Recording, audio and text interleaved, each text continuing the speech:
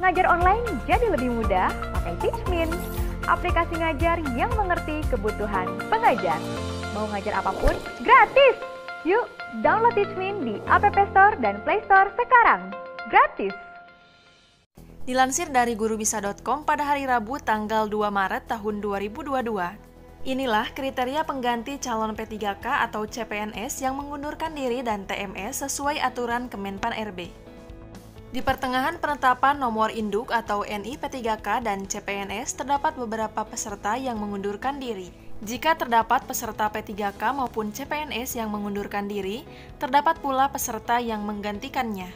Lalu, apa kriteria pengganti calon P3K atau calon CPNS yang mengundurkan diri dan tidak memenuhi syarat atau TMS? Silahkan simak video ini sampai selesai. Pasalnya, pergantian calon P3K dan CPNS, sebagaimana dikutip dari berita soloraya.com dari peraturan bpk.go.id berdasarkan peraturan Permenpan RB nomor 29 tahun 2021 tentang pengadaan P3K untuk jabatan fungsional.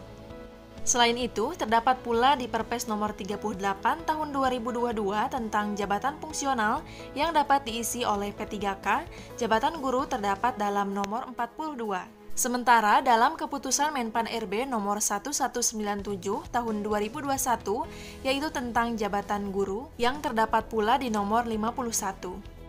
Berikut adalah penjelasan lebih lanjut tentang Peraturan Menteri Pendayagunaan Aparatur Sipil Negara dan Reformasi Birokrasi atau Permenpan RB nomor 29 tahun 2021 tentang pengadaan P3K untuk jabatan fungsional yang terdapat pada pasal 34 yaitu sebagai berikut.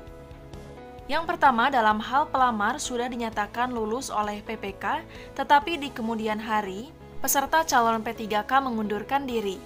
Kemudian, peserta calon P3K dianggap mengundurkan diri karena tidak menyampaikan kelengkapan dokumen dalam batas waktu yang telah ditentukan, seperti tidak mengisi DRH atau tidak melengkapi berkas. Selanjutnya, telah terbukti kualifikasi pendidikannya tidak sesuai dengan yang telah ditetapkan oleh Menteri. Kemudian, tidak memenuhi persyaratan lainnya dan yang terakhir meninggal dunia.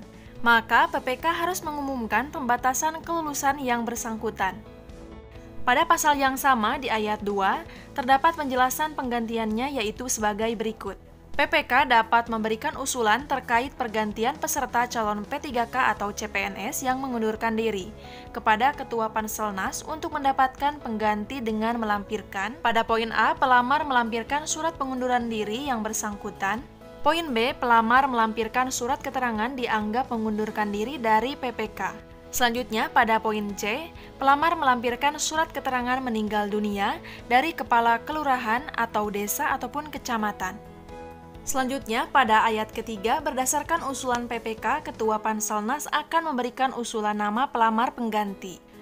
Adapun untuk usulan nama pelamar pengganti, berdasarkan dari peringkat tertinggi di bawah pelamar yang membatalkan kelulusannya. Sebagaimana yang dimaksud pada ayat 1 pada kebutuhan jabatan yang sama dan disampaikan kembali kepada PPK.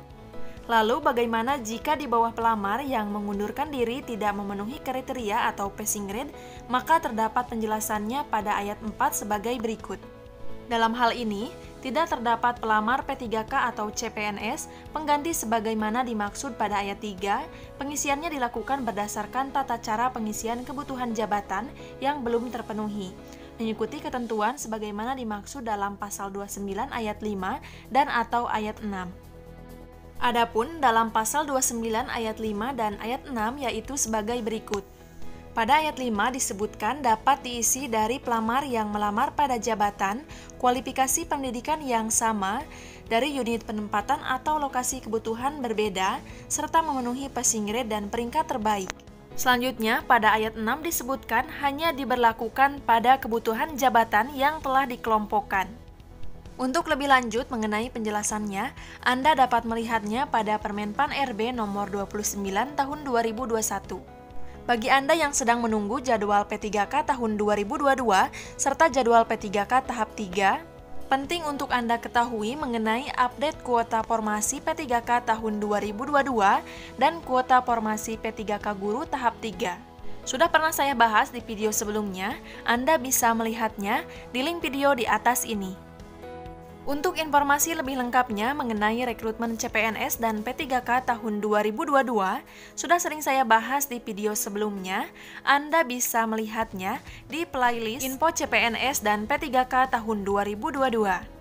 Supaya tidak ketinggalan update informasi penting lainnya, jangan lupa untuk mengklik tombol subscribe dan nyalakan tombol loncengnya agar mendapatkan notifikasi setiap saya mengupdate informasi. Semoga bermanfaat. Wassalamualaikum warahmatullahi wabarakatuh.